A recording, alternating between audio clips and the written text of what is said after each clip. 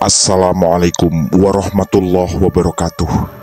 Selamat jumpa kembali sahabat-sahabat viewer dan subscriber channel Tita Misteri. Kali ini kami akan membawakan sebuah kisah misteri dengan judul Penjual Bakso dan Penginapan Horor. Selamat mengikuti.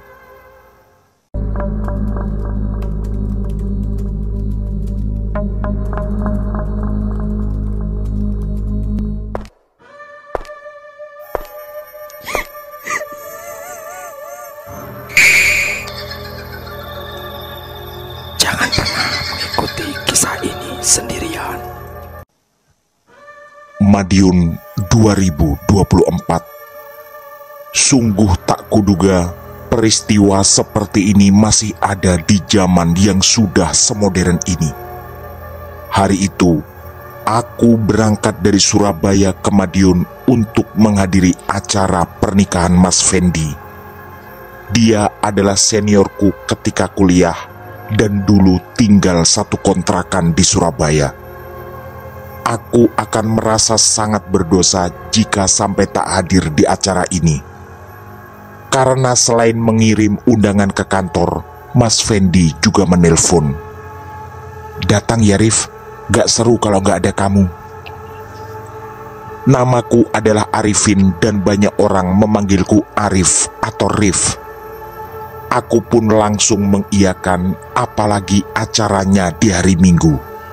Bahkan andai dilaksanakan di hari kerja pun, aku akan mengambil cuti untuk itu. Kehidupan dan pribadi Mas Fendi memang mengagumkan. Selain pintar, dia adalah anak orang kaya. Dia juga sangat baik pada siapapun, termasuk aku, adik tingkatnya. Entah berapa kali dulu ketika kuliah aku meminjam uang padanya karena kiriman telat dari bapak. Dan Mas Fendi hampir selalu tak pernah mau uang itu kukembalikan, kecuali jika aku terus memaksa. Itu pun mungkin hanya sekitar seperempatnya yang mau dia terima. Dan ada satu kalimatnya yang terus terngiang dan membuatku makin kagum padanya. "Rif, ini semua lo cuma kebetulan. Kebetulan aku punya uang sedikit lebih dari kamu. Kalau misal takdir membalik posisi kita, aku yakin kok kamu akan melakukan hal yang sama." Kalimat itu terasa istimewa di otakku. Ada lagi yang luar biasa. Mas Fendi adalah orang yang sangat religius. Setiap subuh, dia adalah satu-satunya penghuni kontrakan yang berjalan kaki menuju masjid yang jaraknya sekitar 150 meter. Aku hanya kadang-kadang seperti itu, kalau kebetulan merasa benar-benar sadar. Kami tinggal bersama hanya beberapa bulan, karena setelah itu Mas Fendi lulus dan mendapat pekerjaan tak lama setelahnya. Mas Fendi akhirnya menikah dengan teman seangkatanku, yaitu Nina. Setahuku, mereka tidak pacaran dan melewati proses yang disebut ta'aruf. Jujur, walau Nina sangat cantik, tak pernah sekalipun terbersit pikiranku untuk menyukainya setelah tahu Mas Fendi jatuh hati padanya. Nuraniku dengan jujur mengakui, Mas Fendi adalah orang yang jauh lebih baik dariku. Aku pun berangkat ke Madiun berdasarkan petunjuk lokasi dan rute perjalanan dari Mas Fendi. Aku memang belum pernah ke rumahnya. Menurut beberapa teman, rumah Mas Fendi sangat besar dan ayahnya adalah seorang pengusaha cukup sukses di Madiun. Sekitar menjelang maghrib, aku sampai di terminal Mauspati, seperti petunjuk dari Mas Fendi. Setelah itu, aku dikasih pula alamat sebuah penginapan sederhana untuk bermalam. Sebenarnya dia menawarkan langsung ke rumahnya, tapi aku merasa tidak enak karena acara resepsi baru besok pagi. Mendung tebal tergantung di langit dan sepertinya akan turun hujan. Hal itu sempat membuatku khawatir. Untungnya, hujan deras baru benar-benar turun tak lama setelah aku sampai di penginapan. Malam harinya, aku merasa lapar. Sebenarnya tadi sempat kulihat warung sekitar 200 meter sebelum penginapan. Tapi karena ada rasa malas dan hujan terus turun, aku pun memilih untuk bermalas-malasan di dalam kamar. Aku sempat mengirim chat WA pada Mas Fendi yang mengabarkan bahwa aku sudah sampai di penginapan. Dia hanya membalas dengan kata singkat, "Mantap," sekitar setengah jam kemudian. Waktu terus berjalan dan malam semakin larut. Rasa lapar di perutku juga semakin kuat. Sayangnya hujan tak kunjung reda dan tetap sangat deras. Sampai sekitar jam 12 malam, aku menyibakkan gorden jendela kamar. Terlihat ada seseorang mendorong gerobak bakso. Aku pun sedikit membuka jendela, lalu berteriak memanggilnya. Untungnya laki-laki itu mendengar, lalu berhenti tepat di depan gerbang penginapan. Walau tak ada payung, aku nekat berlari menghampirinya karena lapar yang amat sangat. "Masih ada, Pak?" tanyaku pada bapak itu yang ternyata terlihat cukup tua. Dia pun menjawab, "Ada, Mas, ini porsi terakhir. Memang saya siapkan untuk sampean sejak tadi malam," sambil tersenyum ringan ke arahku. Aku pun ikut tertawa karena bapak ini masih sempat-sempatnya bercanda di tengah malam dan hujan selebat ini. Entah kenapa, aku tertarik memperhatikan wajah bapak ini. Wajahnya terlihat manis dengan tai lalat cukup besar di bawah bibirnya. Kumis dan jenggotnya yang tipis membuat kesan pribadi yang menyenangkan. Aku sempat bertanya, apakah boleh membawa bakso dan mangkok ke kamar. Bapak itu mengizinkan. Tapi karena kasihan sudah larut malam dan suasana sangat sunyi, akhirnya aku pun memakan bakso sambil berdiri.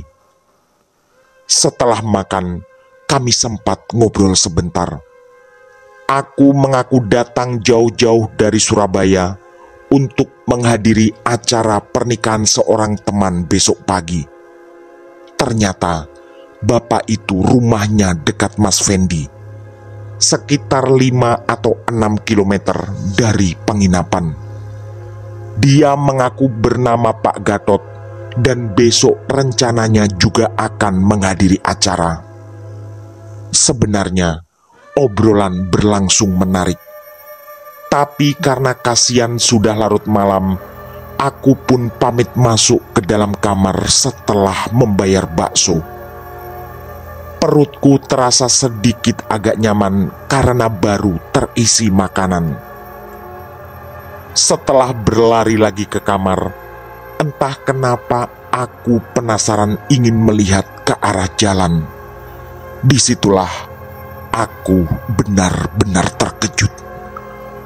Pak Gatot terlihat mencuci mangkok, tapi kedua kakinya tidak menyentuh tanah.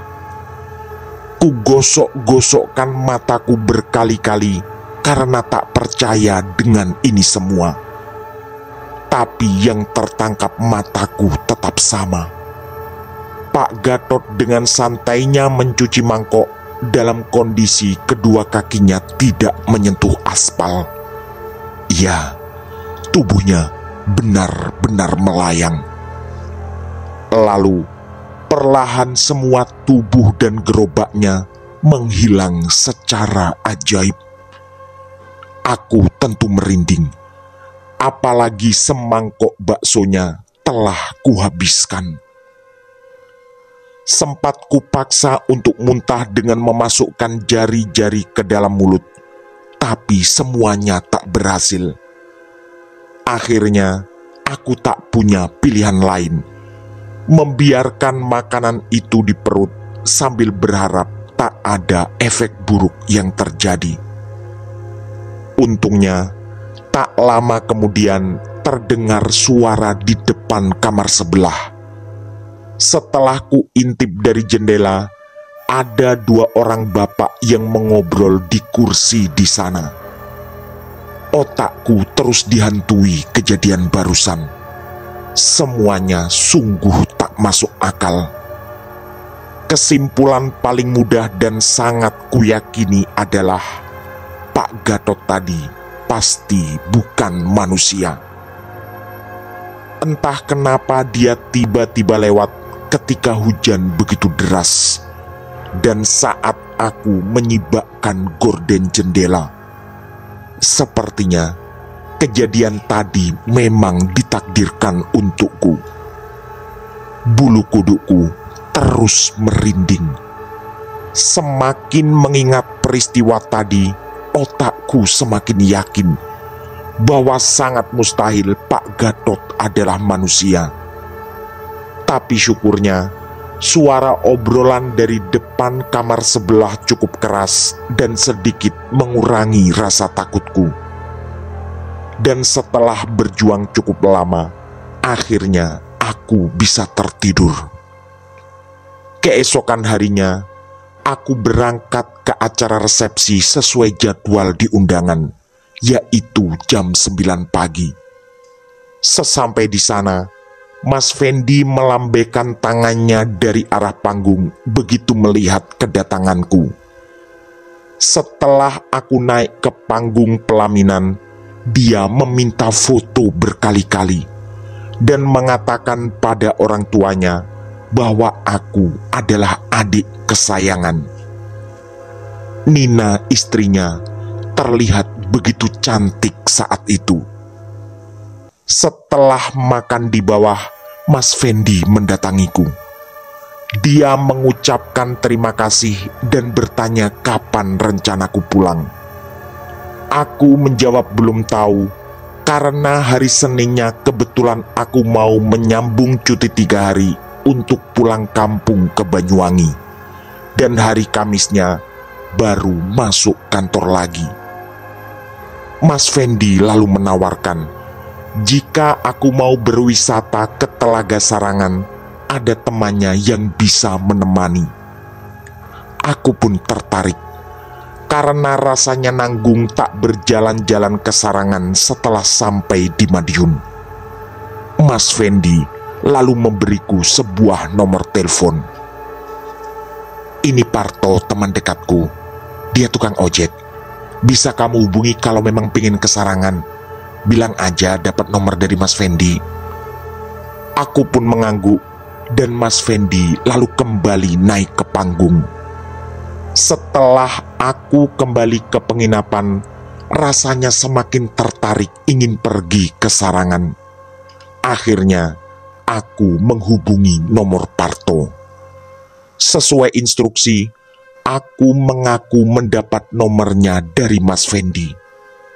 Singkat cerita, aku dan Parto berangkat ke Sarangan. Ternyata dia datang membawa mobil. Aku terkejut karena menduga dia akan datang bersepeda motor. Selama perjalanan, ternyata Parto orang yang sangat asik. Dia adalah tetangga Mas Fendi dan selalu bercerita betapa Mas Fendi dan keluarganya terkenal sangat baik pada tetangga. Dia juga bercerita bahwa ada kisah kelam di keluarga Mas Fendi. Ternyata Mas Fendi punya kembaran namanya Fandi. Tapi sayang, Fandi meninggal karena sakit tak lama setelah lulus SD. Aku pun ikut merasa bersedih. Selama ini, Mas Fendi tak pernah menceritakannya.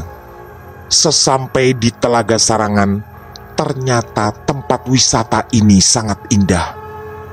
Ada danau besar dan udaranya cukup dingin di sana. Di sepanjang pinggirannya, Banyak kuda-kuda wisata yang bisa disewa untuk berkeliling telaga.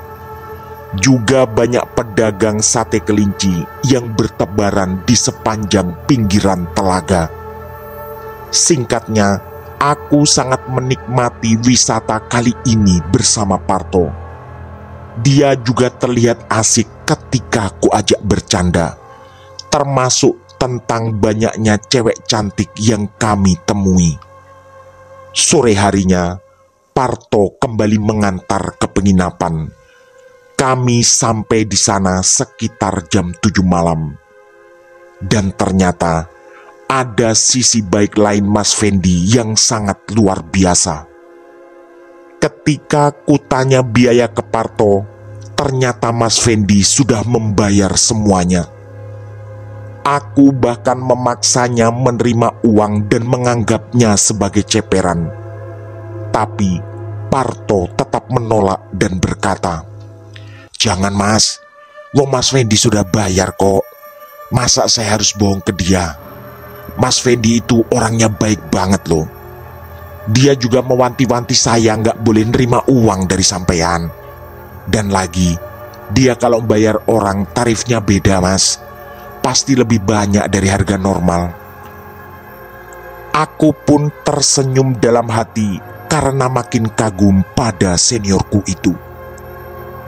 Untungnya malam itu langit terlihat cerah. Sekitar jam 8, aku mencari makan di warung terdekat. Aku tentu tak ingin peristiwa menakutkan seperti tadi malam terjadi lagi. Menjelang tidur, aku sempat mengirim pesan WA untuk berterima kasih pada Mas Fendi karena telah membayar Parto. Tapi dia tak membalas bahkan sampai aku bangun esok paginya.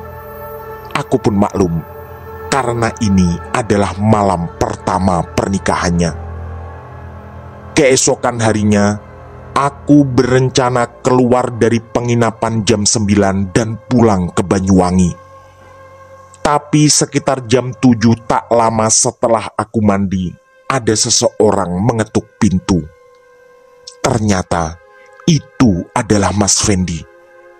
Dia datang sendiri dengan mobilnya dan membawa makanan. "Ini untuk sarapan daripada kamu beli lagi," begitu katanya. Aku pun berkali-kali mengucapkan terima kasih. Ternyata Mas Fendi seperhatian ini padaku. Dia juga minta maaf karena tak sempat membalas WA tadi malam.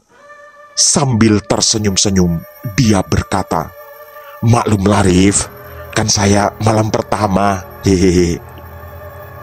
Kami pun mengobrol seru setelah itu.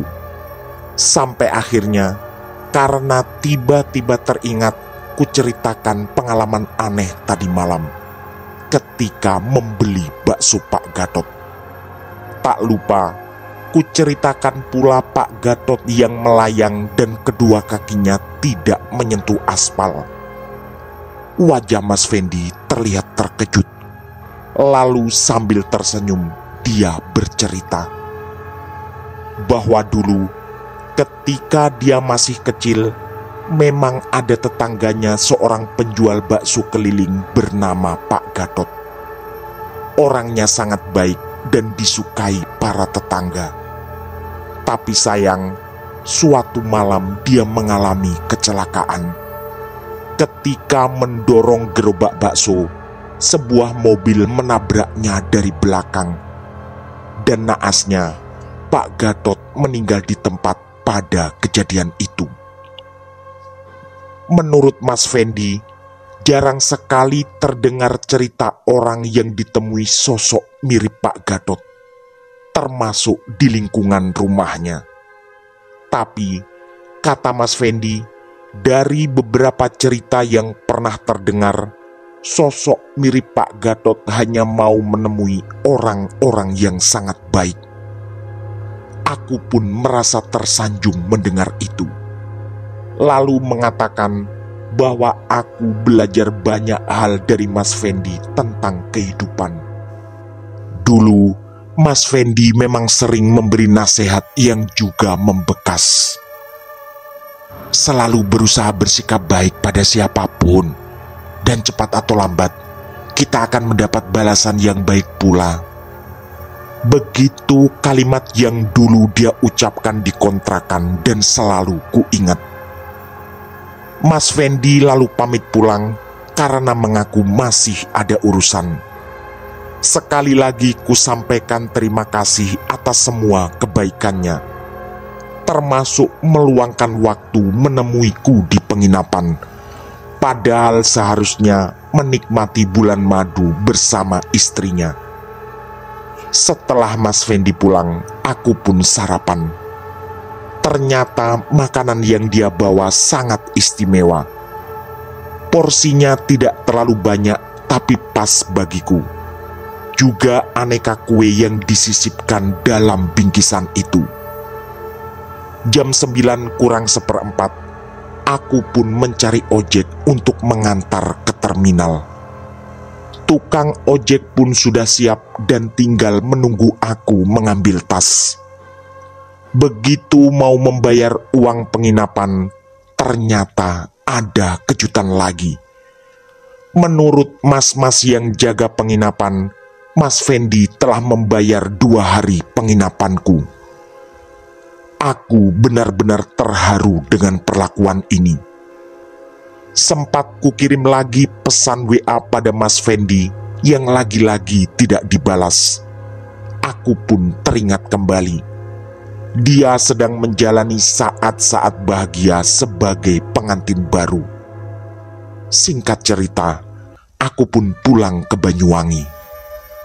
Tak ada yang aneh selama perjalanan, selain pikiranku terus teringat dengan ucapan Mas Fendi tadi tentang Pak Gatot penjual bakso.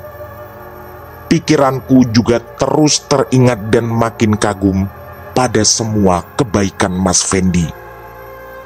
Sejak dia lulus kuliah, kami memang terus saling berkomunikasi.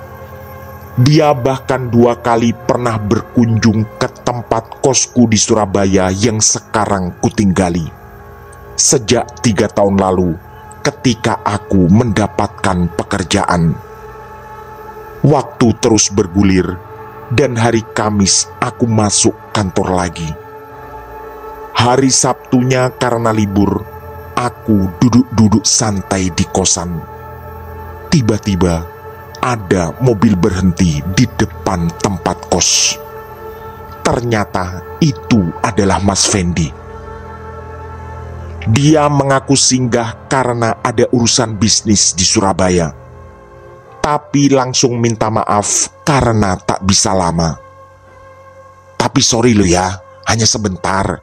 Ini ada urusan bisnis sedikit. Aku pun mengajak masuk ke dalam kamar dan kami mengobrol berdua. Mas Fendi sempat menyarankan agar aku segera menikah. Dengan nada bercanda, dia berkata, "Cepat nikah, Rif. Nikah itu enak banget loh." Aku pun hanya tersenyum dan mengatakan sedang pacaran dengan teman kantor dan rencana mau menikah tahun depan. Obrolan seru terus berlanjut, sampai aku menyampaikan lagi ucapan terima kasih, karena Mas Fendi sampai membayari uang penginapan dan juga Parto yang menemaniku jalan-jalan ke Telaga Sarangan. Mas Fendi hanya tersenyum kecil seperti biasanya. Aku juga menceritakan kembali betapa takutnya ketika tahu bahwa Pak Gatot ternyata bukan manusia. Tak lupa, aku menyampaikan bela sungkawa setelah mendengar kabar dari Parto bahwa Mas Fendi punya saudara kembar yang sudah meninggal, yaitu Fandi. Mas Fendi mengangguk pelan dan lalu terdiam sejenak. Sepertinya dia bersedih mengingat kembarannya. Kemudian dia bercerita panjang lebar yang juga sangat mengejutkan. Katanya, dia memang menyuruh Parto untuk menemaniku. Dan mobil yang dibawa Parto ketika itu ternyata adalah salah satu mobil milik Mas Fendi. Tapi ternyata Mas Fendi tak pernah datang ke penginapanku, apalagi membayar uang penginapannya. Aku tentu terbelalak mendengar ini. Lalu dengan lirih Mas Fendi berkata, "Yang datang mungkin Fandi, kembaranku. Ada kesamaan antara Pak Gatot dan Fandi. Mereka berdua meninggal ketika aku masih kecil. Dan memang benar, Pak Gatot meninggal karena kecelakaan. Dan jarang sekali ada cerita orang yang ditemui sosok mirip Pak Gatot atau Fandi. Tapi sepanjang yang aku tahu dan aku ingat, hanya beberapa orang yang pernah mengalami. Dan semuanya adalah orang-orang yang sangat baik." Lagi-lagi aku merasa tersanjung walau sempat ada rasa takut. Lalu Mas Fendi tersenyum lagi dan mengatakan aku tidak perlu takut. Kemudian dengan bercanda dia berkata, "Aku Fendi beneran loh, jangan dikira setan." Sambil tiba-tiba mencubit lenganku demi membuktikan kata-katanya. Mas Fendi lalu pamit sambil mengulangi pesannya agar aku tidak perlu takut. Dia juga mewanti-wanti agar aku mengundangnya kelak ketika aku menikah. Dia berjanji akan datang bersama istrinya. Tak lupa, dia juga menyampaikan salam untuk kedua orang tuaku di Banyuwangi. Kami pun berpisah. Setelah Mas Fendi pergi, aku benar-benar kepikiran. Ternyata Pak Gatot memang bukan manusia. Dan sosok mirip Mas Fendi yang datang ke penginapanku ternyata adalah almarhum kembarannya. Entah kenapa, walau rasa takut masih ada, tapi rasa kagumku semakin bertambah pada Mas Fendi. Dia benar-benar orang yang sangat baik dan menjadi panutanku. Bahkan makhluk-makhluk halus yang berhubungan dengan dia pun semuanya sangat baik. Terima kasih, Mas. Jika kebetulan Mas Fendi mendengar kisah ini, salam hangat dan salam hormat dari adik juniormu di Surabaya. Walau semua nama di sini disamarkan, aku yakin sampean tahu saya yang mengalami kisah ini. Tamat. Demikian kisah misteri dari kami, penjual bakso dan penginapan horor.